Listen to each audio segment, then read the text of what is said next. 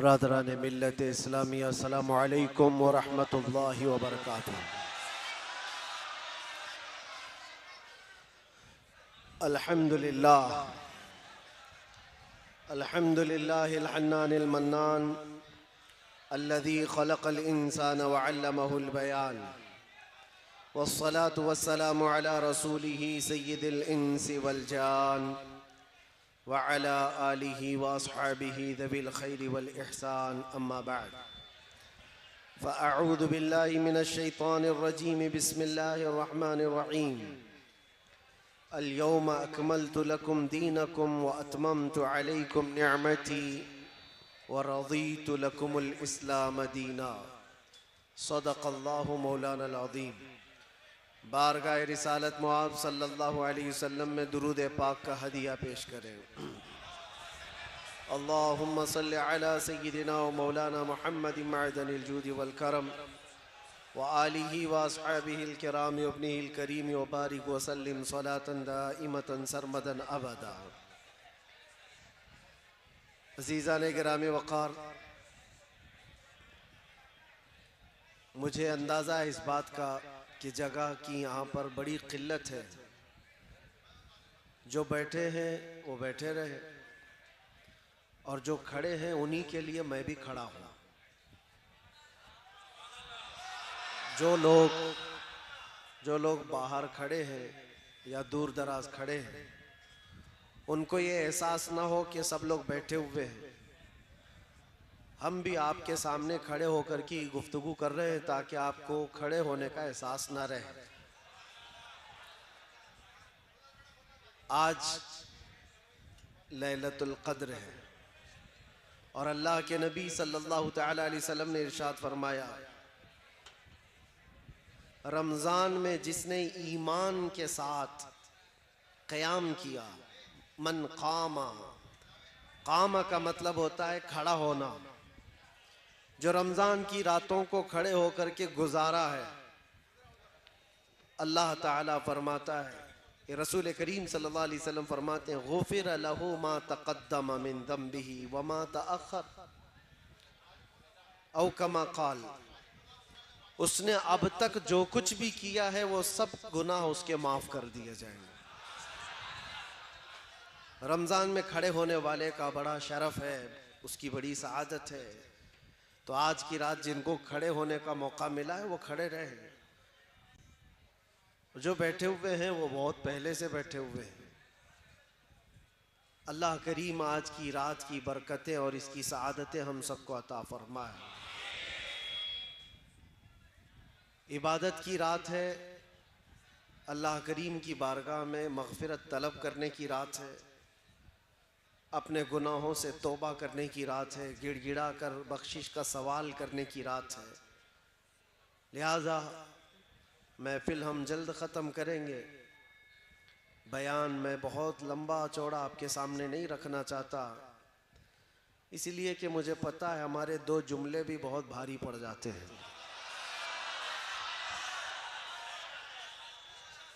पूरी तकरीर के लिए सहन करने की अभी ताकत लोगों के अंदर मौजूद नहीं है। और ख़ास तौर पर हम ऐसे दौर में जी रहे हैं जहां क्रिटिसाइज भी किसी का नहीं किया जा सकता। नाम के लिए लोग कहते हैं हमारा सीना बहुत कितने इंच का है, लोग कहते हैं 56 इंच का है, 55 इंच का है, 54 इंच का है, लेकिन बर्दाश्त की ताकत 1 इंच की भी नहीं। बर्दाश्त की ताकत, इसीलिए हम लंबी चौड़ी तकरीर नहीं करना चाहते, दो जुमले ही काफ़ी हैं। शायर ने बहुत अच्छे अंदाज में कहा है, तूफ़ान नूह लाने से ए चश्म क्या फ़ायदा, दो बूंद ही बहुत हैं गर तुझे असर करे। दो बूंद ही बहुत हैं गर तुझे असर करे। और हुब्बे रसूल में मुस्तफ़ा करीम सल्लल्लाहु अलैहि वसल्लम के कदमों को अपनी नज़रों में रख कर के सरशार होकर जब कोई बोलता है तो मेरे अजीज़ों उसके हर लफ्ज़ में असर भी होता है। और वो जुमले सिर्फ तकरीर के महफिल के दरमियान नहीं रहते, रब तबारक व तआला पूरी कायनात में उसको फैलाता है। आज से 2 साल पहले हमने एक छोटी सी मस्जिद थी जिसमें 50 लोग बैठे होंगे और उन्हीं 50 लोगों के बीच में जज्बे हुब्बे रसूल में सरशार होकर एक कुत्ते को ऐलान किया था जो बहुत ज्यादा भौंकता था नामे रिसालत पर, हुजूर पाक सल्लल्लाहु अलैहि वसल्लम पर। मैं ये बात क्यों कह रहा हूँ? इसलिए कह रहा हूँ कि छोटी मस्जिद में, छोटी महफिल में, लेकिन जज्बा था कि हुजूर पाक की तरफ भौंकने वाले की जुबान बाहर ज्यादा देर तक नहीं रहना चाहिए, उसका जवाब होना चाहिए। जवाब दिया। लोगों ने कहा आप कर्नाटक में बैठे हैं, कोई शुमाल हिंद में बैठा है, यहाँ से आप अपनी मस्जिद में बोल रहे हैं, वहाँ उस तक पहुँचे न पहुँचे। मेरे अजीज़ों, रब्बे जुल जलाल की ताकत और क़ुव्वत पहुँचाने का उसका जो निज़ाम है उस पर तुम्हारा कैसा यकीन होना चाहिए बताता हूँ। एक दिन नहीं गुजरा था कि बराबर हमने जो जुमला कहा उसकी दुम पर ही पैर रखा गया था। जहां पहुंचना था वहीं पहुंचा। और हमने तो सोचा कि ये बात शायद कर्नाटक से निकलकर मुंबई तक आई होगी, मुंबई से निकलकर आसपास गई होगी, लेकिन हफ्ते भर के बाद पता चला कि अमेरिका, न्यूजीलैंड, ऑस्ट्रेलिया, अफ्रीका, सब जगह ये बात पहुंची हुई। अब फिर ये एहसास हुआ पहुंचाता कौन है, ये बातें कहां से कहां तक चली गई। मेरे अजीजों, लोग कहते हैं सोशल मीडिया के जरिए से पहुंच गई होगी। सोशल मीडिया में हजारों लोग भरे हुए हैं, तमाशे कर रहे हैं। ये बात हर मोमिन तक और हर बच्चे तक कैसे पहुंची? इसीलिए मेरा ये यकीन है, अल्लाह के नबी सल्लल्लाहु अलैहि वसल्लम की इज्जत पर बात करते हो और हुब्बे रसूल में सरशार होकर करते हो तो फिर अपने आसपास माहौल क्या है ना देखो, बोलना तुम्हारा काम है, पहुंचाना मेरे रब की शान है। तुम्हारा एक नारा भी, तुम्हारा एक जो जज्बे हुब्बे रसूल में सरशार हो करके आह निकालते हो, ये भी बहुत दूर तक आवाज़ पहुंचती है, बहुत दूर तक आवाज़ पहुंचती है। मैं तो सुबह शाम दोपहर रातें सब काट करके आया हूं अंदर से। 8 महीने अंदर की कड़क जेल देख करके आया। उससे पहले भी कहता था, अब भी कहता हूं, जो हालात है, चोरी करके नहीं गया और किसी की पॉकेट मार के नहीं गया। सबको पता है, पूरी दुनिया भी जानती है, और जो लेकर के गए वो भी जानते हैं किस लिए लेकर के गए, किस लिए बिठाया और किस लिए इतनी देर तक रुकाया, सबको पता है। उन्हें मालूम था कि इसको अंदर रखा गया इसलिए कि नाम रसूल पर ज्यादा बोलता है, हुजूर पाक की इज्जत पर बोलता है। ये बात मैं काफी दिन पहले आपको भी आज मैं बता रहा हूँ। अब मुझे बुलाए हो तो आसपास वाले और सारे वो लोग और जो इंतज़ामिया लोग हैं वो डरते ना रह जाएं, इसलिए कि बहुत सारी जगहों पर मामलात होते हैं, डराया जाता है, धमकाया जाता है। किसको बुला रहे हो, उसको बुला रहे हो, पहले ही से उनको टाइट कर दिया जाता है कि अरे माहौल ख़राब हो जाएगा, इतना बिगड़ जाएगा, ऐसा हो जाएगा, वैसा हो जाएगा। जो इंतज़ामिया होती है वो बेचारे कुछ भोले भाले हों तो वहीं ढीले पड़ जाते हैं, बहुत शौक से हमारी तारीख लेते हैं। उसके बाद जब दिन करीब आते हैं और प्रेशर आता है तो उन्हें समझ में आता है कि हम तो किसको ला रहे थे। उनको लगता है बहुत बड़ा कुछ होने वाला है। मैं कोई बहुत बड़ा नहीं हूँ और ना ही मेरे अंदर कोई बड़ी ताकत है, लेकिन जिस बात का खौफ दुनिया को सता रहा है वो ताकत हर मोमिन के पास है, और उस ताकत का नाम इश्क़ मुस्तफ़ा है। मैं आपको इसलिए ये बात अर्ज कर रहा हूँ, शुरू में तमहीद बता देता हूँ। हमारे शुमाल हिंद के एक मौलाना साहब थे, यूपी के रहने वाले। हम किसी जलसे में गए थे और वापस आए तो उन्होंने कहा कि हज़रत मुझे पुलिस वालों ने उठा लिया था। मैं स्टेज पे बैठा था, आपके बाजू लब्बैक लब्बैक के नारे में बहुत लगा रहा था। मुझे उठा लिया और सुबह से शाम तक बिठाया। मैंने कहा क्या हुआ? डर गया? इस बात से और कोई जुर्म तो नहीं किया और कोई क्राइम तो नहीं किया? कहा नहीं, कभी कोई जुर्म नहीं किया, कभी कोई क्राइम नहीं। मेरे ऊपर तो ट्रैफिक रूल तोड़ने का भी कोई कानून लगा नहीं है अब तक। बस इसी बात पर मुझे उठाकर ले गए और बिठाए।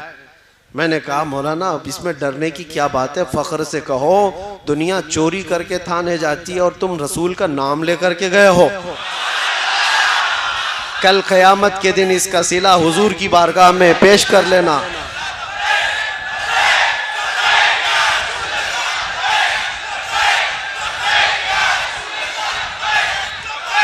तवज्जो तवज्जो।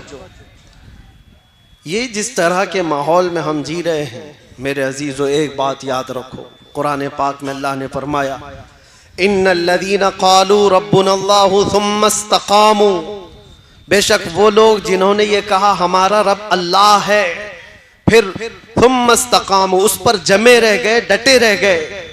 रब ताला फरमाता है ततनज़्ज़लु अलैहिमुल मलाइका, उन पर अल्लाह के फरिश्ते उतारे जाते हैं, उन पर अल्लाह के फरिश्ते उतारे जाते हैं। अल्लाह तखाफू वला तहज़नू, वो फरिश्ते तुम्हें ये कहते रहते हैं अब डरना मत, गम मत करना। तुमने ये कहा है ना हमारा रब, कहते हो कि नहीं कहते हो? डर कर कहते हो, दब कर कहते हो, छुप कर कहते हो? अल्लाह तुम्हारा रब है, इसमें न डरने की जरूरत, न दबने की जरूरत, न छुपने की जरूरत। जब जब कहना है अल्लाह अकबर बुलंद आवाज से खुले आम सरे आम कहा जाएगा। क्यों? अल्लाह पर ईमान लाने के बाद जो बंदा जम गया, डट गया, मेरे रब का वादा है कि उसकी हिफाजत के लिए अल्लाह फरिश्ते उतारता है, उसकी हिफाजत के लिए फरिश्ते उतारता है। यकीन होना चाहिए तुम्हारा मेरे अजीजों, कुछ नहीं होगा। अल्लाह तखाफू वला तहज़नू, वो फरिश्ते भी ये कहते हैं अब डरो मत, गम मत करो। वाबशिरू बिल जन्नति लती कुंतुम तुअदून, इतनी ही बात पर फरिश्ते ये बशारत भी दे जाते हैं अल्लाह ने जिस जन्नत का तुम्हें वादा किया है सुनो बहुत करीब है, तुम्हें उस जन्नत की बशारत देते हैं। और फिर फरिश्ते साथ में ये भी कहकर जाते हैं नहनु औलियाउकुम फिल हयाति दुनिया व फिल आखिरा, डरना मत है मोमिनो। अल्लाह फरमा रहा है हम दुनिया में भी तुम्हारे मददगार हैं और आखिरत में भी मददगार हैं। अल्लाह फरमा रहे हम मददगार हैं। वलकुम फीहा मा तश्तही अनफुसुकुम वलकुम फीहा मा तदउन, जो जो तुम ख्वाहिश करोगे अल्लाह वो सब तुम्हें अता करेगा, और जिस जिस चीज को तुम मांगते थे मौला वो भी अता फरमाएगा। जिस चीज का तुम्हें वादा किया गया वो सब अता कर दिया जाएगा। नुज़ुलम मिन गफूरिर रहीम। रब ताला फरमाते, ये कुरान की आयत में पढ़ रहा हूं आपके पास 25वें पारे की। अल्लाह फरमाता है फिर ये मेहमानी है तुम्हारी, मेहमान नवाजी की जाएगी गफूरुर रहीम की तरफ से। किस बात पर ये सारी चीजें किस बात पर मिल रही है? सिर्फ इस बात पर जिसने कहा मेरा रब अल्लाह है, जिसने कहा मेरा रब और उस पर जम गया, उस पर डट गया। आज चाहे उसकी गर्दन पर कोई खड़ा हो जाए, चाहे उसके सीने पर कोई भाला रख दे और फिर जबरदस्ती पकड़ करके कहे इसका नाम ले, उसका नाम ले, उसका नाम ले, इसका नाम ले। मोमिन अगर डट गया, जम गया और कहा मेरी हर सांस पर अल्लाह अकबर ही होगा, तो उसके लिए कुरान में अल्लाह फरमाता है उसकी मदद के लिए मौला फरिश्ते उतारता है। अब यहाँ पर एक सवाल होता है, एक सवाल कि मौलाना इतनी चीजें अगर है, अल्लाह कह देने पर फरिश्तों की मदद होती है, तो फिर ये फिलिस्तीन वाले तो अल्लाह अकबर रोज कहते हैं और उनकी मदद क्यों नहीं होती? फरिश्ते कब आएंगे, कब उनकी मदद करेंगे? तुम्हें इस तरह के शक व शुबे में डाल करके डगमगाया जाता है, तुम्हारे पाँव में जलजला लाने की कोशिश की जाती है। कुछ नहीं, मौलाना लोगों की बातें। मेरे अजीजों, मैं जो बात कह रहा हूं ये मौलाना लोगों की बात नहीं, अल्लाह का कलाम पढ़ रहा हूं। जमीन टल सकती है, जमाना टल सकता है, मगर मेरे रब का फरमान गलत नहीं हो सकता, एक शुबा भी नहीं। कुरान शुरू ही होता है कहां से पता है? अलिफ लाम मीम ज़ालिकल किताबु ला रैब फी। सूरह फातिहा के बाद सूरह बकरा जो है उसकी शुरू की आयत है, अल्लाह फरमाता है ये वो अजमत वाली किताब है, ला रैब फी, उसमें शक की गुंजाइश भी नहीं, शक भी नहीं कर सकते होगा कि नहीं होगा, होगा कि नहीं होगा, ना होगा तो होगा। और अल्लाह फरमा रहा है तुम्हारी मदद के लिए फरिश्ते उतारे जाए। अब ये जो सवाल है उसको मैं बताता हूं, इन हालात में उन मजलूमों की मदद क्यों नहीं हो रही है, उनके लिए क्यों फरिश्ते नहीं उतरते? मेरे अजीजों, क्या तुम देख रहे हो कि उतर रहे हैं कि नहीं उतर रहे? हम देख रहे हैं कि फरिश्ते आ रहे हैं कि नहीं आ रहे हैं? जो वहां के हालात हैं ये बज़ाहिर हमें नजर आते हैं, लेकिन अल्लाह का वादा सच्चा है, सच्चा है और सच्चा है। जिसके साथ अल्लाह तबारक व तआला भलाई का इरादा फरमाता है उसे शहादत के मकाम पर पहुंचाता है, और जिसको शहादत मिली है, जिसको शहादत मिली है, जानते हो पूरी कायनात समेट करके लाओ, शहीद के नाखून के बराबर भी नहीं होगी। पूरी दुनिया समेट करके लाओ, शहीद के नाखून के बराबर नहीं हो पाएगी। शहीद को अल्लाह तबारक व तआला जो मकाम अता करता है, हदीस पाक में है, उसकी रूह निकलने से पहले उसे जन्नत दिखाई जाती है, उसे जन्नत में उसका ठिकाना बता दिया जाता है। तो क्या ये अल्लाह की मदद नहीं है? क्या ये अल्लाह की रहमत नहीं है? सहाबा, ताबईन, औलिया सबों ने ये दुआ किया कि अल्लाह तेरे रास्ते में हमें मौत आए तो शहादत की मौत आए। किसी शहीद की मौत पर तुम फख्र करते हो कि नहीं करते हो? शहीदों को हम जिंदा कहते हैं और कुरान भी कहता है। तो उन मोमिनीन के साथ जो आज जुल्म हो रहा है, वो यूं ही नहीं मारे जा रहे हैं, बल्कि उनकी हर मौत शहीद की मौत है। वो शुहदा हैं, शहीद हैं, उनको अल्लाह ने जो जन्नत का वादा फरमाया वो मिलकर रहेगा। लेकिन तुम्हारा इम्तिहान है, चाहे तुम्हारे सामने कोई मर जाए, कट जाए, कत्ल हो जाए, जुल्म के साथ कोई पकड़ा जाए, मारा जाए, तुम अपने ईमान के साथ अगर बाकी रहते हो तो ये अल्लाह का वादा तुम्हारे साथ है। ईमान के साथ। कौन सा ईमान? मैंने कहा है मेरा रब, हमने क्या कहा है? हमारा रब, और फिर उस पर जमे रह गए, उस पर जमे रह गए। ये ईमान का ऐसा हिस्सा मैं तुम्हें बता रहा हूं, हदीस पाक में मेरे आका सल्लल्लाहु अलैहि वसल्लम फरमाते हैं, जिसके दिल में ईमान आ गया फिर वो कुफ्र और शिर्क से इतनी नफरत करता है जैसे अंगारे में हाथ डालने से नफरत करता है। आग के तंदूर में हाथ डालना पसंद करता है कोई? कोई पसंद करता है? आग के तंदूर में हाथ डालने को जितना ना पसंद करते हो, ईमान वाला कुफ्र और शिर्क से उतना ही बेजार रहता है, उतनी ही दूर भागता है। चाहे जैसे भी हालात हो। लोगों को आज पता नहीं क्या हो गया। मैं तो अपना मैसेज दे करके रहूंगा। कुरान क्या कहता है? या अय्युहल्लज़ीना आमनू दुखुलू फिस्सिल्मि काफ़ा, ऐ ईमान वालो इस्लाम में पूरे के पूरे दाखिल हो जाओ। आधा तीतर आधा बटेर नहीं होना चाहिए, जो हो पूरे हो जाओ। इनको भी राजी रखेंगे, उनको भी राजी रखेंगे, थोड़ा यहाँ भी लगा लेंगे, थोड़ा वहां भी लगा लेंगे। सुबह इनके पास चले जाएंगे, शाम में इनके पास चले जाएंगे। पार्टी उसके बगैर तो चलती नहीं है। ये बहुत सारी जगहों पर आज के जो हालात हैं, लोगों ने ये समझ रखा है सियासत करना है, पॉलिटिक्स करना है तो फिर सबको राजी रखना है। हम ये नहीं कहते कि सबको राजी ना रखो, राजी रखो, लेकिन अपने खुदा को सबसे पहले राजी करो। और अल्लाह बेहतर जानता है, उसको तुम राजी रखोगे पूरी दुनिया को अल्लाह तुमसे राजी करा देगा। उसके दस्ते कुदरत में है वो बंदों को राजी कराना। हजारों नहीं लाखों के दिलों को मौला तुम्हारी तरफ फेर देगा, बस उसको राजी करो। जब रब तबारक व तआला फजल फरमाए किसी पर तो बगैर किसी प्रचार के लोगों को उसकी तरफ फेर देता है, फेर देता है। ये मैंने प्रैक्टिकल अपनी लाइफ में देखा। उन इलाकों में मैं गया जहां का नाम कभी जिंदगी में नहीं सुना, ना कभी पढ़ा, ना किसी और से सुना, बिहार, बंगाल, झारखंड या उसके अलावा। लेकिन देख करके हैरत होती है, वो अनजान लोग जिनसे हमारा कभी कोई ताल्लुक नहीं, घंटों हमारे इस्तकबाल में रास्ता तकते खड़े हैं और देखते ही मोहब्बतों का वो नजराना, मोहब्बतों से, वो उनकी आवाज़ें, ऐसा लगता है सदियों पुरानी हमारी कोई मुलाकात है। आज मैं पहली मर्तबा तुम्हारे इलाके में आया, ये जोशो खरोश, ये जो मोहब्बतों के तोहफे, जिस तरह से लोगों का ये इस्तकबाल, ये किस लिए है, किस लिए है? ये सारी चीज़ें देख करके मुझे कभी अजनबियत नहीं लगती कि हम कोई नए लोग हैं। ये महसूस कराती है ये मोहब्बत कि बरसों पुरानी कोई मोहब्बत है। ये मोहब्बत मेरी अपनी कमाई हुई नहीं है, ना ही मेरे ज़ुबान का कमाल है, ना ही मेरे कोई जिस्म का कमाल है, ना मेरे इल्म का कमाल है।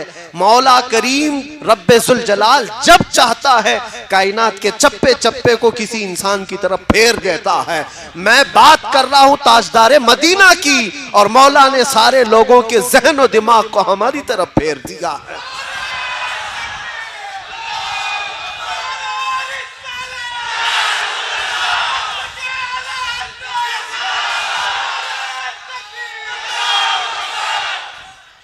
राजी करो उस रब्बे जुल जलाल को, वो अगर राजी है तो सब कुछ ठीक है।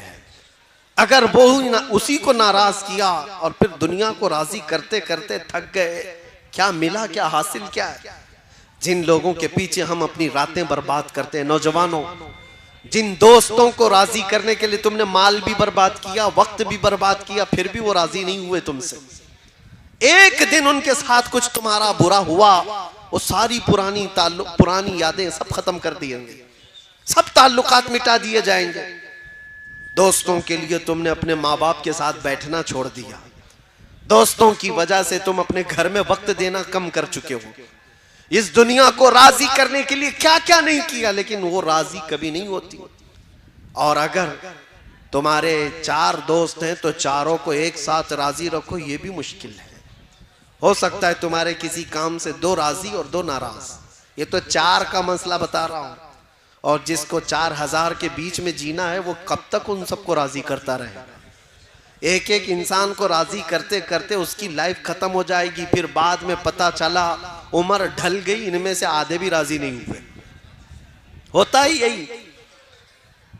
मस्जिद के सदर साहब, मस्जिद की कमेटियां चलाने वाले, या मेहराब के इमाम साहब, आप अगर सबको राजी करने पर लग गए तो आपकी जिंदगी खत्म हो जाएगी। पूरे राजी नहीं होंगे, कभी राजी नहीं होंगे पूरे।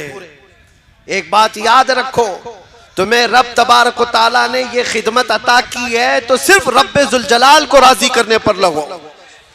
अल्लाह को राजी करो, और अल्लाह अगर राजी हुआ तो पूरी कायनात को अल्लाह खुद अपनी जानिब से तुम्हारी तरफ से राजी करा देगा। वो तुम्हारी मोहब्बत उनके दिलों में खुद डाल देगा। मुझे आज बताओ, सुल्तानुल औलिया गौसुल आज़म अब्दुल कादिर जिलानी रदी अल्लाह ताला अन्हु को देखा हुआ यहाँ कौन बैठा हुआ है? कोई उनको देखा हुआ? उनके जमाने का, आसपास का सरकार गरीब नवाज को देखा हुआ कोई है?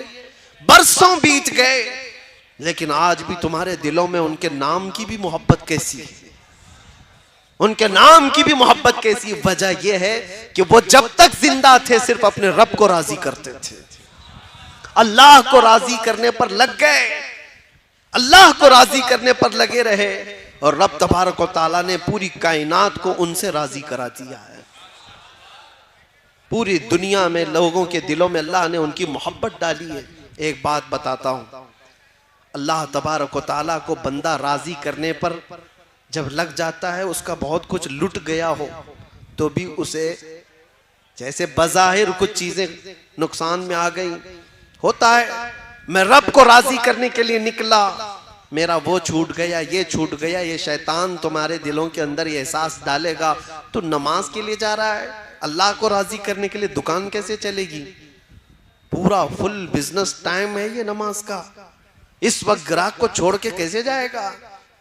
तुम्हारे दिल में ये बात आई, इतनी देर का तो धंधा नुकसान हो जाएगा, खराब हो जाएगा, यहाँ छोड़ करके जाऊंगा अल्लाह को राजी करने के लिए, ये सब तो चले जाएंगे, दूसरे दुकान से खरीदारी कर लेंगे। लेकिन तुम्हें पता नहीं मेरे अजीजों, तुम्हें पता नहीं, वो थोड़ी देर के लिए तुम उनको राजी करने के लिए अल्लाह से दूर चले गए, फिर वो वक्त खराब तुम्हारे ऊपर इतना आएगा कि घंटों फिर पेशानी रगड़ रगड़ करके मांगते रह जाओगे। फिर मांगने के लिए आओगी। इसीलिए एक बात याद रखो, मैं बता रहा हूं, बुजुर्गों ने यह भी फरमाया कि जो बंदा अपनी दुकान, अपने कारोबार, ये सारी चीजों से छोड़कर भाग कर आता था अल्लाह की बारगाह में, तो उसके कारोबार को चलने न चलने की कोई टेंशन नहीं है। फरमाया गया कि अल्लाह ताला के फरिश्ते ग्राहक बन करके उसकी दुकान पर आते, किसी न किसी तरह से उसका काम चलता रहे। अल्लाह तबारक व तआला का निजाम है ये। मन काना लिल्लाहि काना अल्लाहु लहु, जो अल्लाह का हो जाता है अल्लाह उसका होता है। फिर मैं उसी बात पर आता हूं, अल्लाह हमारा रब क्या है? इस पर जमे हो, डटे हो, सुनो। कुछ कुर्बानियां देनी पड़ सकती हैं, कुछ कुर्बानियां देनी पड़ सकती हैं। जरूरी नहीं कि हर एक की जिंदगी से कुर्बानी ली जाएगी। वो रब ताला जिससे चाहे अपने नाम पर कुर्बानी ले, जिससे चाहे। तो क्या इस बात से डर कर भागते हो कि अल्लाह ताला की बारगाह में कुर्बानी देने से भागना चाहिए मुझे? सुनो, एक पुराने जमाने की हिकायत है, मैं सुना देता हूं। सुना है कि मूसा अलैहिस्सलाम के पास एक खातून आई, उसके बच्चे नहीं थे, औलाद नहीं थी। उसने आकर के कहा कि आप दुआ कर दे, अल्लाह मेरे हिस्से में बेटा दे दे, बेटी दे दे, कुछ तो औलाद मिले। आपने देखा और कहा तेरी तकदीर में औलाद लिखी नहीं गई, लौहे महफूज में तकदीर में तेरे औलाद नहीं है। वो खातून वहां से मायूस लौटी, रोती गिड़गिड़ाती हुई जा रही थी। बीच रास्ते से गुजरते हुए उसका एक दुर्वेश के पास से गुजर हुआ। एक फकीर अल्लाह की याद में एक दरख्त के नीचे बैठा रहता था। तवज्जो, उसने देखा और पूछा खातून क्यों रो रही है? उस औरत ने कहा ऐसा ऐसा है, मैं बरसों से बे औलाद हूं, औलाद मांगने गई तो मुझे बताया गया कि मेरी किस्मत में औलाद नहीं है। उस दुर्वेश ने कहा घबरा मत, ना उम्मीद ना हो, मायूस ना हो, रब तबारक व तआला चाहे तो उसका लिखा हुआ है, वो फिर लिख करके अता भी फरमाते। जा अपने घर सजदा कर, मैं दुआ करता हूं। वो औरत गई, रोज सजदा करती थी, दुआ करती थी, और ये दुर्वेश इधर उस खातून के लिए दुआ करता था, फकीर। चंद ही दिनों के बाद उस औरत के घर में हमल के आसार, और चंद दिनों के बाद एक खूबसूरत बेटा पैदा हुआ। खातून को बेटा मिल गया, वो खुशहाल।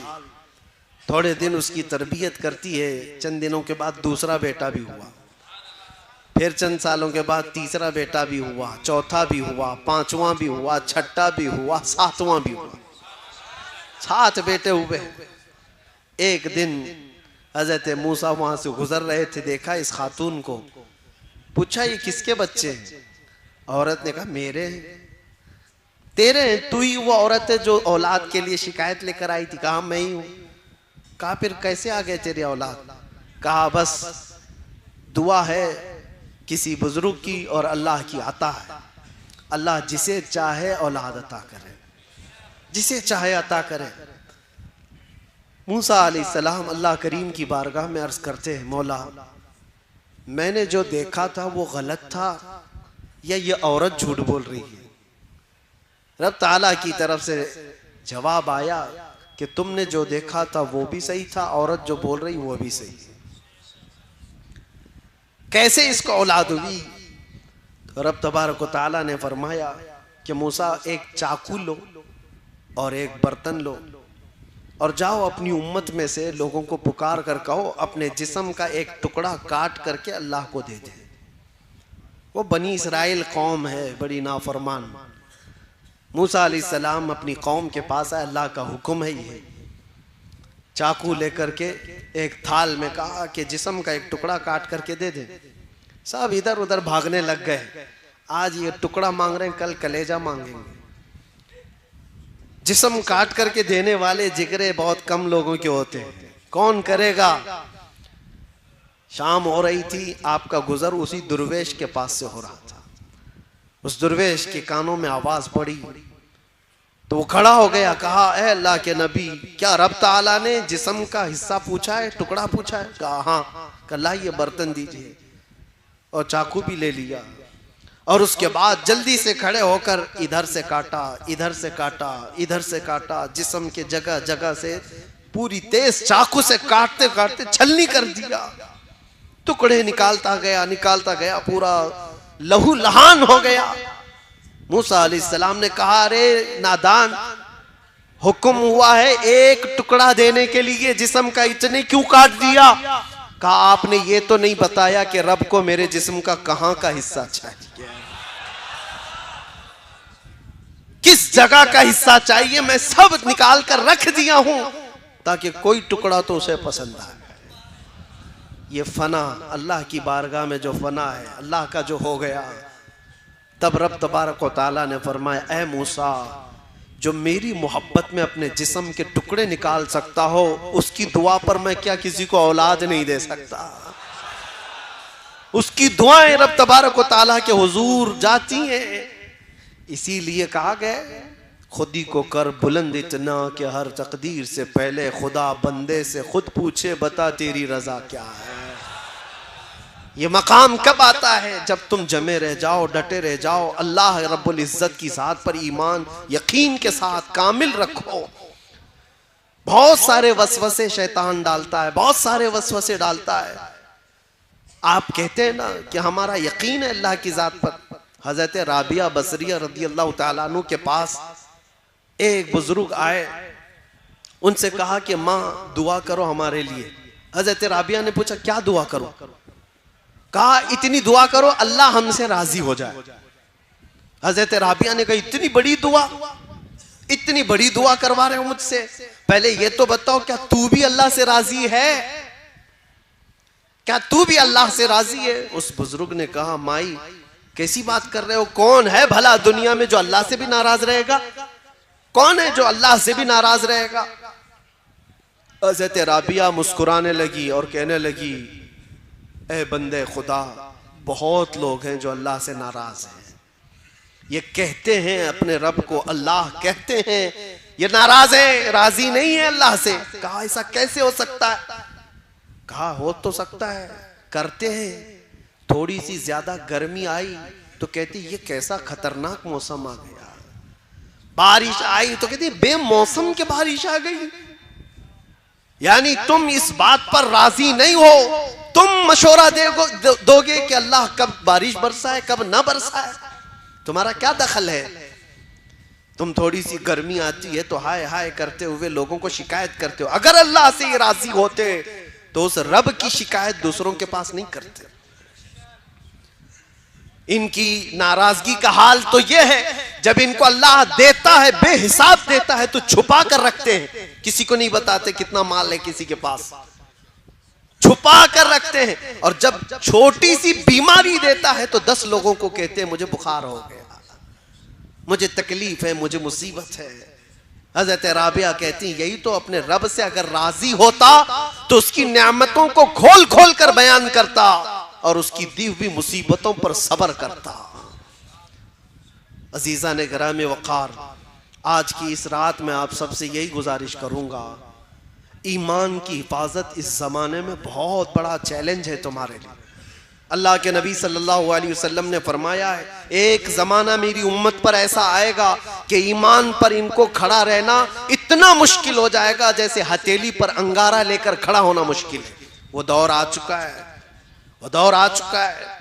तुम्हें अपने ईमान के साथ बाकी रहना, कायम रहना। आज का दौर तो निकल जाएगा, ऐसे वैसे तुम भी बूढ़े हो जाओगे, अभी मौत आ जाएगी। अगली जो नस्ल आने वाली है उनका सोचो, उनका सोचो। क्या आज हालात ऐसे नहीं कि कलमे पर, अजान पर, हुजूर के नाम पर, कुरान के औराक पर, मज़ारात औलिया पर, इस्लाम के शायर पर, हर चीज पर हमले नहीं है, हर चीज पर हमले। और इसमें से एक जमात ऐसी बन जाएगी जो सेकुलर बन जाएंगे, टाप टोपी दाढ़ी रखने वाले वो सेकुलर बन जाएंगे और कहेंगे ठीक है हम भी बार बार ला इलाहा इल्लल्लाह नहीं पढ़ेंगे, ठीक है हम आजानें भी बंद कर लेंगे, ये भी निकाल लेंगे वो भी निकाल लेंगे, हम न्यूट्रल हो जाएंगे। वो एक जमात ऐसी बन जाएगी, अल्लाह उस शरीर जमात से हमारी हिफाजत फरमाए। वो मुनाफिकीन की जमात होगी, मुनाफिकीन होंगे जिनका दिल कुफ्र कर चुका होगा, जिनका दिल गैर खुदा को राजी करने के लिए अपने खुदा को छोड़ चुका होगा।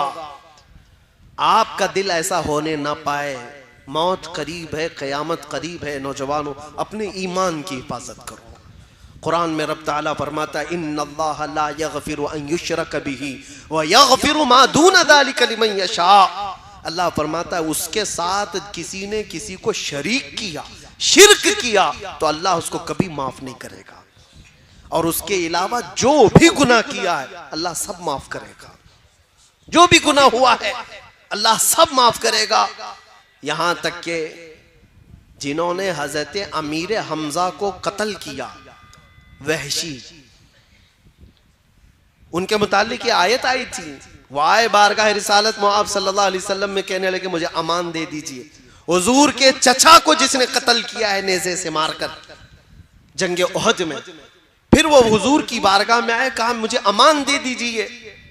नबी करीम सल्लल्लाहु अलैहि वसल्लम वो तो अजवदुन नास है, सखावत के बादशाह हैं। दिल खोल कर हुजूर ने फरमाया जा तुझे माफ कर दिया और अमान दे दिया। उन्होंने फिर ये सवाल किया कि क्या मेरे गुनाह माफ हो जाएंगे? तब अल्लाह ताला ने फरमाया शिर्क के अलावा जो कुछ भी किया है अल्लाह माफ करेगा। शिर्क के अलावा जो भी होगा अल्लाह माफ करेगा, लेकिन शिर्क को अल्लाह माफ नहीं करता। शिर्क है क्या चीज जो आज धीरे धीरे तुम्हारे महफिलों में लाई जा रही है, आज धीरे धीरे तुम्हारे मुआशरे में, सोसाइटी में लाई जा रही है। शिर्क ये है कि अल्लाह के अलावा किसी दूसरे को भी खुदा समझ लो या उसको भी कोई मकाम दे दो। रज़्ज़ाक़ कौन है तुम्हारा?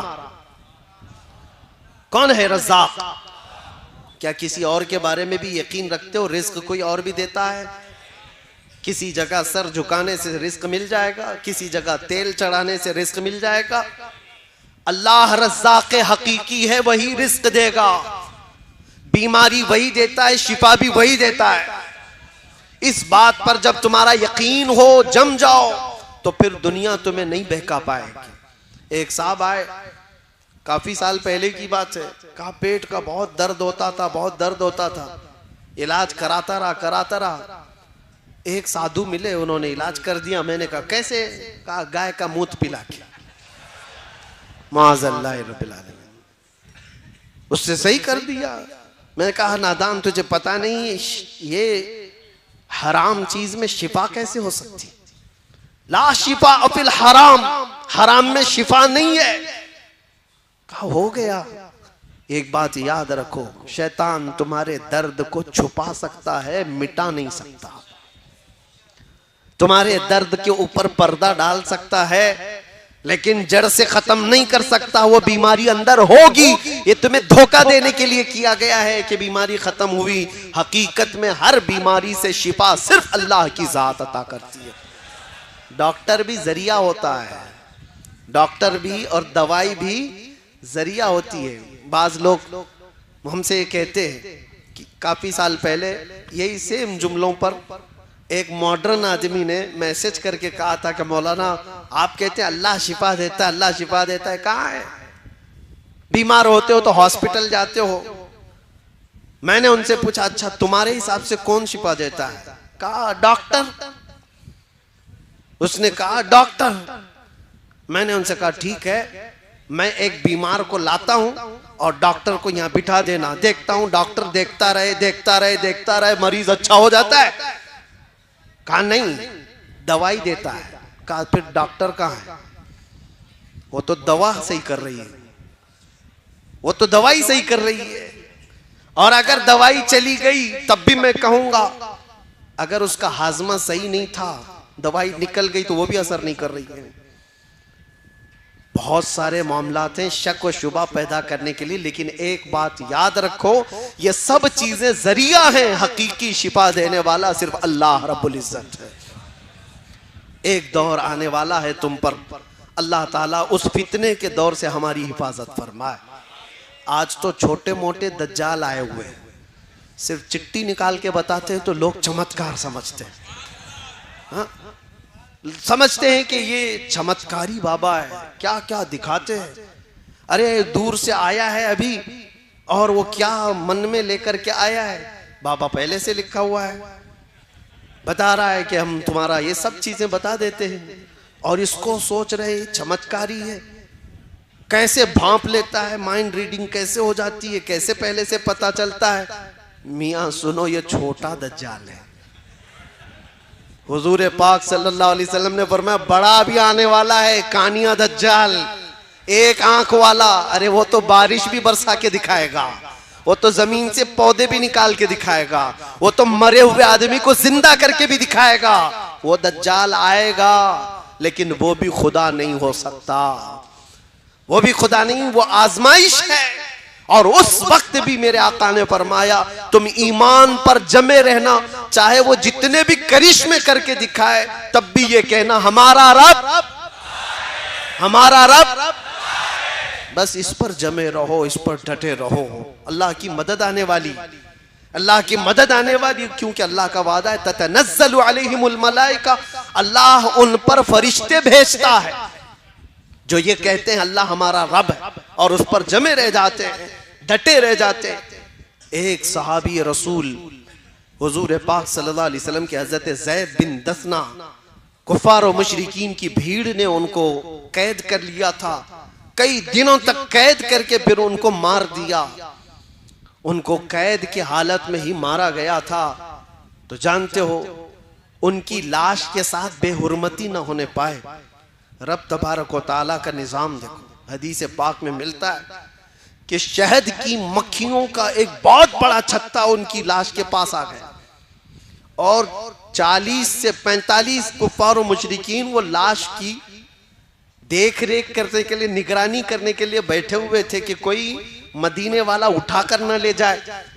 लेकिन एक मक्खी ने भी उनको बैठने नहीं दिया, एक भी करीब नहीं आ सका। मक्खियां भिनभिनाती थी। शहद की मक्खी क्या समझते हो, खाली मीठा नहीं होता। हाँ, जब मारती है तो उससे ज्यादा जहर भी किसी में नहीं होता। इसीलिए आला हजरत फाजिल बरेलवी रदी अल्लाह ताला अन्हु आशिक रसूल हैं या नहीं? हुजूर के आशिकों की जुबान के लिए उन्होंने खुद कहा है हमारी जुबान वही है कि हम हुजूर की मोहब्बत में बोलें तो शहद जैसी मिठास, और गुस्ताखों के खिलाफ बोलें तो शहद की मक्खी का डंक लगता है। एक ही है, दोनों चीजें उसके अंदर है। तो उस सहाबी की हिफाजत शहद की मक्खियों ने किया था, उनकी लाश को कोई छू नहीं सका था। अल्लाह की जात पर यकीन रख करके जो दुनिया से गए। और एक सहाबी हैं, उनको 2 सहाबा लेकर के निकले थे, उनकी भी लाश को कुफारों मुशरिकीन ने मार दिया था। रात के वक्त वो 2 सहाबा लेकर मदीने जा रहे थे, पीछे से 200 के करीब घुड़सवार आए और 2 लोगों को पकड़ने के लिए। वो जब ज्यादा कुफार और मुशरिकीन आ गए तो ये 2 ही सहाबा थे जो लाश लेकर जा रहे थे, एक सहाबी रसूल की। अब ये सारे कुफार और मुशरिकीन इस सहाबी रसूल की लाश के साथ बेहुरमती करेंगे। अब क्या करें, 2 ही लोग हैं, 2 ही लोग हैं, अब क्या करें, 200 पीछे खड़े हैं। उन्होंने वो लाश को नीचे रख दिया, जमीन पर रख दिया, और जमीन से कहा यहां तक हम हिफाजत कर सकते थे, जमीन आगे तू अब हिफाजत कर। जमीन फट गई, वो सहाबी की लाश अंदर चली गई, जमीन बराबर हुई।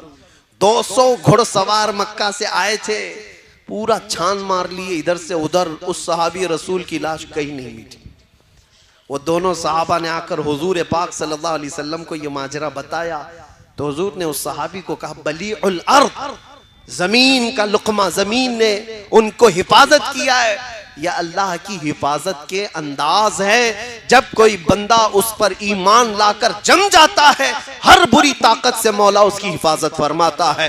क्या तुम्हें तारीख मालूम नहीं, जब फिरौन सर उठा करके अना रब्बुकुमुल आला कह रहा था, मैं तुम्हारा बड़ा रब हूँ। ये अभी जो है ये बहुत छोटे हैं, बड़े बड़े भी आकर के गए हैं, उन्होंने कहा था मैं तुम्हारा खुदा हूँ, मैं तुम्हारा खुदा हूँ। 12,000 बच्चों का कत्ल किया था, किस बात पर जानते हो? फिरौन ने ख्वाब देखा था, ख्वाब देखा था कि एक तारा आसमान से टूटकर गिरा है उसकी गोद में और उसके महल में आग लग गई। सुबह उठकर सारे काहिनों को, ज्योतिषों को बुलाया और पूछा कि इस ख्वाब का क्या हो सकता है, इसकी ताबीर क्या हो सकती है। काहिनों ने बताया, बनी इसराइल में एक बच्चा पैदा हो सकता है जो तेरी सल्तनत को हिलाक कर देगा। ये इस ख्वाब की ताबीर हो सकती है। जैसे ही बादशाह को यह बताया गया कि एक बच्चा कोई ऐसा पैदा होने वाला है जो इसकी सल्तनत को हिलाएगा, टेंशन में आ गया और उसने ऑर्डर दे दिया, बनी इसराइल पूरे खानदान में जो भी लड़का पैदा होगा उसको कत्ल कर दो, जिंदा ही ना रखो। 1 साल के अंदर उसने 12,000 बच्चों को कत्ल किया। किस लिए? हमारी सल्तनत को कोई हिलाने वाला बच्चा ही ना पैदा हो, आएगा तो भी कत्ल हो जाएगा। उसी जमाने में हजरत मूसा अलैहिस्सलाम की पैदाइश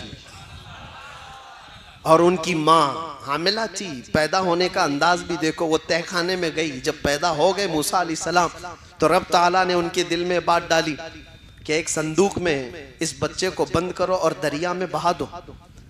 माँ कोई अपने बच्चे को दरिया में बहाएगी, लेकिन रब ताला जिसके साथ है उसका दिल भी मजबूत होता है।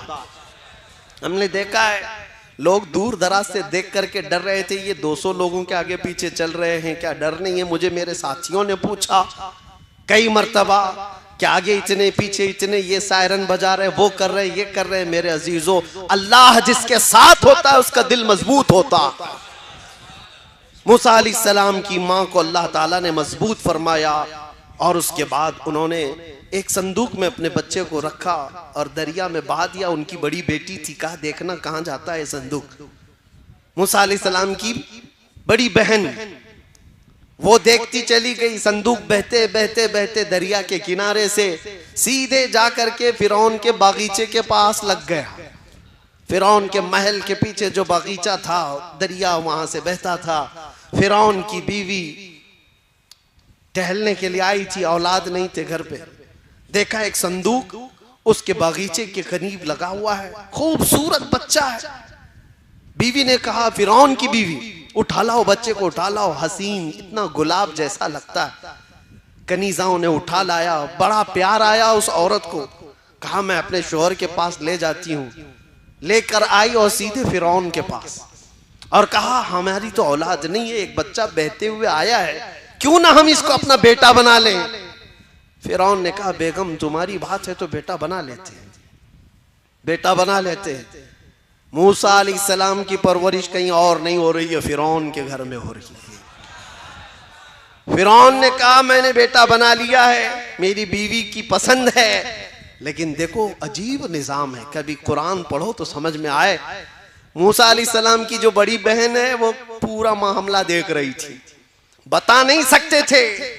फिरौन ने पहले कहा कहीं बनी इसराइल का तो नहीं है जिनको हम मार रहे हैं।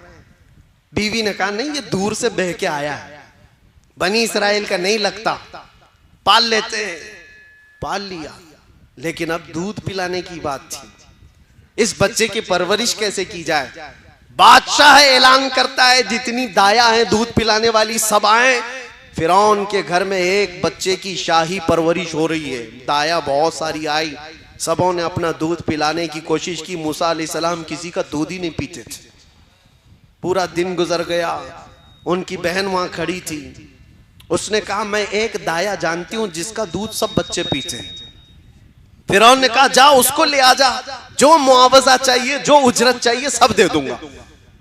मूसा अलैहिस्सलाम की बहन वहां जो खड़ी थी वो गई सीधे अपनी मां को ले आई, अपनी मां को ले आई और कहा कि ये दाया ऐसी है कि इसके दूध को सब बच्चे पी लेते हैं। मूसा अलैहिस्सलाम की मां ने मूसा अलैहिस्सलाम को उठाया, दूध पिलाने लगी तो मूसा अलैहिस्सलाम पीना शुरू फरमाते। क्या निजाम है मौला, दूसरों के घर पे और वो उनकी ही मां का दूध पिला करके। बाद में कोई ये ना कहे कि हम अपना दूध पिलाकर मूसा को बड़ा किए, उनकी ही मां का दूध पिलाया। और ऐसे ही मुफ्त में नहीं, मूसा अलैहिस्सलाम की मां जो दूध पिलाती थी फिरौन के शाही खजाने से उसकी उजरत भी मिलती थी। जो बच्चा उसकी सल्तनत को हिलाने वाला है उसको खर्चा करके पाला जा रहा है। एक बात याद रखो, अल्लाह तबारक तआला का निजाम है, जब वो किसी के तख्त को हिलाता है तो बहुत छोटी ताकतों से भी हिलाता है।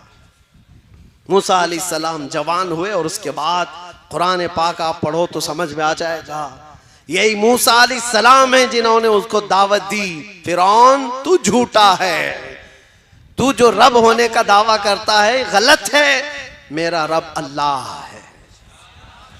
यही जुमला मैंने कहा था, क्या है हमारा रब। इस पर जिसने अकड़ दिखाया उसने बहुत तमाशे किए फिरौन ने, मेरे पास वो ताकत है, मेरे पास ये ताकत है, क्या क्या ताकतें दिखाने की बात की, हर चीज में फेल होता रहा। यहां तक कि एक दिन वो आया जब मूसा अलैहिस्सलाम समंदर से गुजर रहे थे, अल्लाह ने उनके लिए रास्ते बनाए। फिरौन ने देखा, एक बात ही बताऊं ईमान वालों, अल्लाह की मदद आई, तुम्हारा झूठा खाने के लिए भी लोग तरसेंगे। तुम्हारी ये एक बात याद रखो, मूसा अलैहिस्सलाम अपनी पूरी मोमिन जमात को लेकर, मोमिन कौम को लेकर दरिया की तरफ जा रहे थे। पीछे फिरौन का लश्कर उनका मुकाबला करने आ रहा था, सामने समंदर है, एक तरफ समंदर, एक तरफ दुश्मन का लश्कर, कौन हिफाजत करेगा। ऐसे हालात आ जाएं तो याद रखना, बेबस और लाचार मत समझना। एक तरफ समंदर है और एक तरफ फिरौन का लश्कर है, जाए तो कहां है। अल्लाह ने हुक्म फरमाया, मूसा अपना असा समंदर पे मारो। 12 रास्ते निकल गए और उनकी कौम उसमें ऐसे चलने लगी जैसे सूखे पर चलती है। जब वो निकल गए तो फिरौन ने ये देखा कि इनको तो रास्ता मिला हुआ है, हम भी इसी में चलते हैं, और जो ये सोचता है कि मोमिनों को जो मदद मिली है वो हमको भी मिलेगी, ये उसकी खाम ख्याली है। और जैसे ही वो समंदर में आया, अल्लाह फरमाता है फगशियहुम मिनल यम्मि मा गशियहुम, हमने समंदर को ऐसा मिलाया कि पानी पानी हो गया और फिरौन की सारी ताकत चकनाचूर होकर रह गई। पूरी फौज भी हिलाक और फिरौन का गुरूर भी हिलाक। खत्म हुआ। किसने हिलाक किया? पानी ने हिलाक किया। पानी को कौन ताकतवर समझता है, लेकिन फिरौन की बादशाहत को खत्म कर दिया। नमरूद भी ऐसे उठा था, एक मच्छर ने उसे हिलाक कर दिया। ऐसे कई बड़े बड़े आए। अबरहा बादशाह आया था काबा ढाने के लिए, काबा ढाने के लिए हाथियों की फौज लेकर के आया था। ये यहाँ एक जो चुड्डा बैठ करके भौंकता है कुत्ता, कि मक्केश्वर को भी फतह करना है। मक्केश्वर ख्वाब में भी देखा है कभी? मक्का ख्वाब में भी देखा है? मक्केश्वर को भी फतह करना है, उसको भी हासिल करना है। पता नहीं कौन कौन से बड़बांग बोली, बड़ी बड़ी बातें। इनको तारीख पढ़ाओ, अबराहा की फतह करना है, जाओ हाथी घोड़े लेकर के जाओ। और देखो कुरान में आज भी आयतें पुकार कर कह रही हैं, अलम तरा कैफ फअल रब्बुका बि अस्हाबिल फील अलम यजअल कैदहुम फी तज़लील व अरसल अलैहिम तयरन अबाबील तरमीहिम बिहिजारतिन मिन सिज्जील फजअलहुम कअस्फिन मअकूल। ये पूरा वाक़या अल्लाह ने इसमें बयान फरमाया। ऐ रसूल, क्या आपने हाथी वालों को नहीं देखा?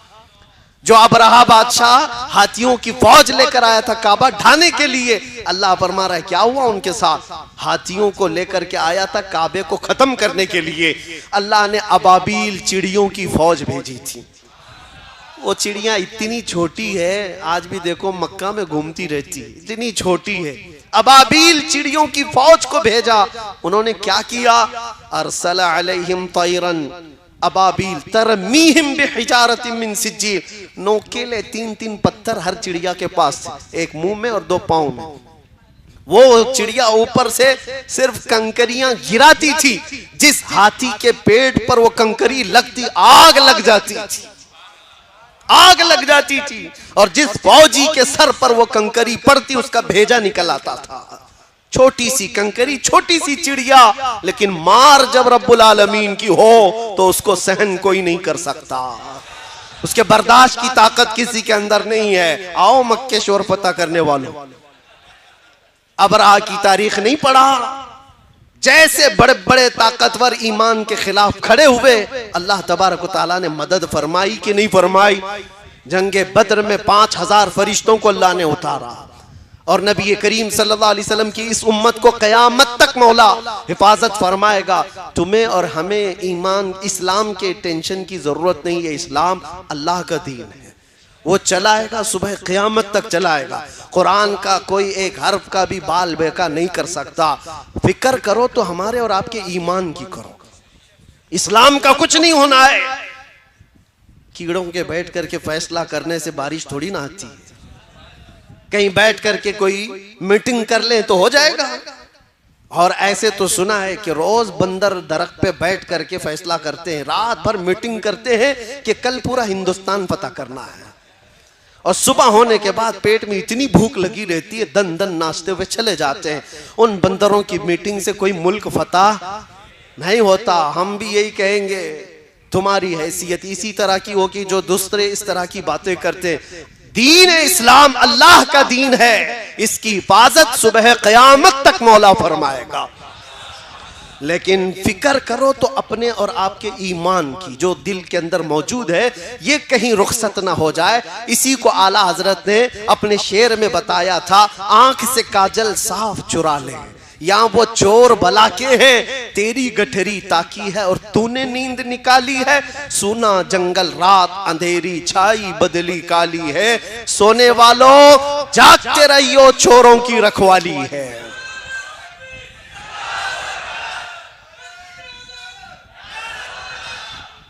आप इस बात को याद रखो, चोरों की रखवाली है।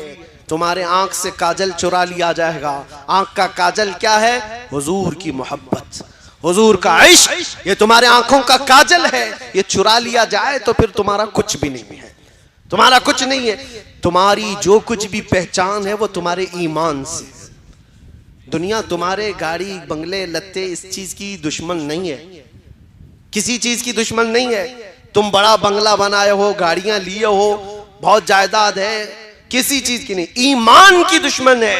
कुरान में भी अल्लाह ने फरमाया, इन्ना शैतान लिल इंसानी अदुव्वुम मुबीन। शैतान इंसान का किस लिए दुश्मन है? उसके ईमान का।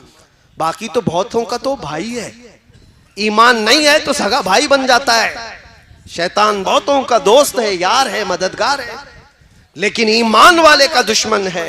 इसलिए आप सबकी ये जिम्मेदारी है कि अपने ईमान को बचाओ, अपनी औलाद की तरबियत सही माहौल में सही ढंग में करो। गाने बाजे टीवी सीरियल पे कब तक इनको पालोगे? टिकटॉक पर मुजरे करने वाले वो लड़कों को मैं कहता हूँ, पूरी दुनिया ये नहीं है मेरे अजीजों, निकलो इस दुनिया से। तुम इसके लिए नहीं आए हो। कुरान में अल्लाह ने तुम्हें खैर उम्मत फरमाया है, तुम सबसे बेहतरीन उम्मत हो। तुम्हें अल्लाह ताला ने इतना बड़ा लक़ब दिया है और तुम कहां कौन सी जिंदगी में बसे हुए हो? निकलो। अल्लाह तबारक व तआला तुम्हारे सर को इतना महफूज रखा कि रिज्क के सामने भी झुकने नहीं दिया, किसी के सामने झुकने नहीं दिया। तुम्हारी पेशानियों को अल्लाह ने महफूज रखा, सिर्फ रब्बुल आलमीन की बारगाह में झुकती है, उसको देखा नहीं फिर भी झुकती है। इसलिए इस ईमान की हिफाजत करो, इस ईमान की हिफाजत। और ईमान दो चीजें, खत्म कर रहा हूं गुफ्तगू को, आखिरी मैं अपनी बातों में आ रहा हूं। एक बात तो यह है, जिसने ये कहा हमारा रब, इस पर जम गया, एक ईमान का हिस्सा है। और दूसरे ईमान की जान है मुहम्मदुर रसूलुल्लाह की जात। वो जो न थे तो, वो जो न हो तो, वो जो न थे तो, और वो जो ना हो तो। ये एक बात याद रखो, हुजूर ना हो तो ना हमारी अजानें हैं, ना हमारी नमाजें हैं, ना हमारा वक़ार है, कुछ नहीं है। हुजूर का नाम अगर जिंदगी से निकल गया तो हम कुछ भी, हमारी इज्जत, हमारी जिंदगी, जो कुछ भी है वो हुजूर के नाम से वाबस्ता है। इसीलिए कुछ दूसरी कौमों ने हमारा नाम तो मोहम्मदन रख दिया है, हमारा नाम मोहम्मदन है। कुरान में तो अल्लाह ने मुस्लिमीन कहा हमें, लेकिन लोगों ने मोहम्मदन बता दिया, वो जुबान में इस्तेमाल करते हुए। मतलब ये है कि वो जाने अनजाने में किसी तरह तो हर मुसलमान को मोहम्मदी कहते हैं। इसको अंग्रेजों ने 100 साल पहले कहा था। इकबाल शेर में कहता है, अंग्रेजों की जुबान, अंग्रेज देखकर घबराते थे और कहते थे, ये फाका कश मौत से डरता नहीं जरा। फाका फाके पे फाका करता है लेकिन मौत से डरता नहीं। ये फाका कश मौत से डरता नहीं जरा, रूहे मोहम्मदी इसके बदन से निकाल दो। ये अंग्रेज कहते थे, रूहे मोहम्मदी इसके बदन से निकाल दो। इसलिए कि सारी दुनिया जानती है रूह मोहम्मदी जब तक इनके साथ है ये पावरफुल है, ताकतवर है। ये बिखरे हुए टूटे हुए हमारा एक नेता भी ढंग का नहीं है, फिर भी दुनिया 24 घंटे हम पे चर्चा क्यों करती है? समझ से बाहर बात नहीं है। बैकवर्ड है, बिछड़ी हुई कौम है, एजुकेशन में नहीं है, सियासत में नहीं है, ढंग की क़यादत नहीं है, सियासत नहीं है, सब तो तुम ही रिपोर्ट देते हो। इस तकरीर पे भी मेरा एक केस हुआ है। इस तकरीर पे भी गुजरात वाले बहुत मेहरबान हैं, उन्होंने इस पर भी, मैं तो मुसलमानों को डांट रहा था कि तुम तो सचर कमेटी की रिपोर्ट के एतबार से बैकवर्ड कौम में शुमार किए जा रहे हो, सबसे निचले हिस्से में तुम्हारा नाम आ रहा है, हर चीज में तुम पीछे हो। ये भी सहन नहीं कर पाए, केस कर दिया। खैर ठीक है, कोई बात नहीं, लेकिन एक बात याद रखो कि अगर 24 घंटे दूसरों के चर्चे में हो तो इसका मतलब है कि ईमान की शमा अभी तुम्हारे सीने में जल रही है, और उसको गुल होने न देना। जो चीज आज तुम्हारी बाकी है वो हुजूर की मोहब्बत बाकी है। गुनहगार हो गया है बंदा, गद्दार नहीं हुआ है, और जब तक गद्दार नहीं होगा उसकी ईमानी ताकत हमेशा पावरफुल ही होती है, पावरफुल ही होती है। गरीब ही सही, लंगड़ा ही सही, लेकिन लब्बैक कहेगा तो धरती को हिलते हुए भी हमने देखा है। इसलिए याद रखो, आखिरी बात, हुजूर पाक सल्लल्लाहु ताला अलैहि वसल्लम की मोहब्बत के साथ जीना है, और इस मोहब्बत में कोई कंप्रोमाइज, जो जान मांगो तो जान दे दे, जो माल मांगो तो माल दे दे, मगर ये हमसे कभी ना होगा, नबी का जाहो जलाल दे दे। ये कंप्रोमाइज सहाबा का मसलक भी नहीं था, मजहब भी नहीं था, हमारे बुजुर्गों का शीवा भी नहीं था, तरीका भी नहीं था। हमारा भी वही मसलक, वही मजहब, वही शीवा, वही तरीका है जो बुजुर्गों का रहा है। इतना ही कहते हुए हम दुनिया से जाएंगे। हर मुसीबत, हर सितम गवारा है, हर मुसीबत, हर सितम गवारा है। या रसूल अल्लाह, एक बार तुम कह दो कि तू हमारा है। लब्बैक या रसूल अल्लाह।